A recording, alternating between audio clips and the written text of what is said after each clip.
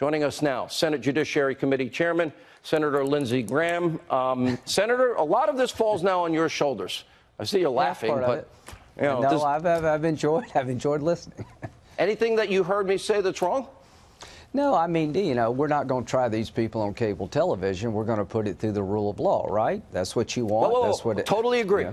I believe in due process, the presumption of innocence. Absolutely, and you've been consistent on that. Here's what I want to find out. Did they exonerate Clinton because they had a political bias? Did they ignore all the facts because if they indict her, they know she can't beat Trump and they wanted Trump to lose? Was the counterintelligence investigation a backdoor way of spying on Trump? There's real no evidence of working with Russia. They just used it as an excuse. Was the FISA warrant obtained unlawfully based on fraudulent documentation to surveil the campaign? Those are the things that I think you want to know about and I want to know about. What will you do? Tell us the steps that you will take. You will play Great question. A very pivotal role here, sir. First thing I want to do is find out why they got a warrant against Carter Page if the dossier was a bunch of garbage. What did you have beyond the dossier? Why didn't you listen to Bruce Orr? At the end of the day, how could you use this document that's unverified to this day to get a warrant on 4 different occasions? I want to find out all about that. I want to know if the email investigation was basically dropped because they had a political bias.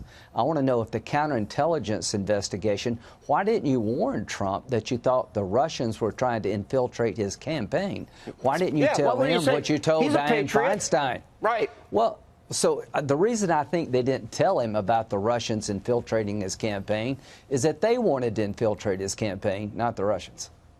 All right, Senator, I know that you have and by the way, there are a lot of good people that have been very helpful in all this, and Meadows and Jordan and Ratcliffe and all these people. You now have the ability to make public, and the president will have the ability to make public the FISA warrants, the 302s, the Gang of 8 information, and these other buckets, the 5 buckets I always talk about. How important is it that the American people see that besides the Mueller, conclusions? I've been pretty consistent.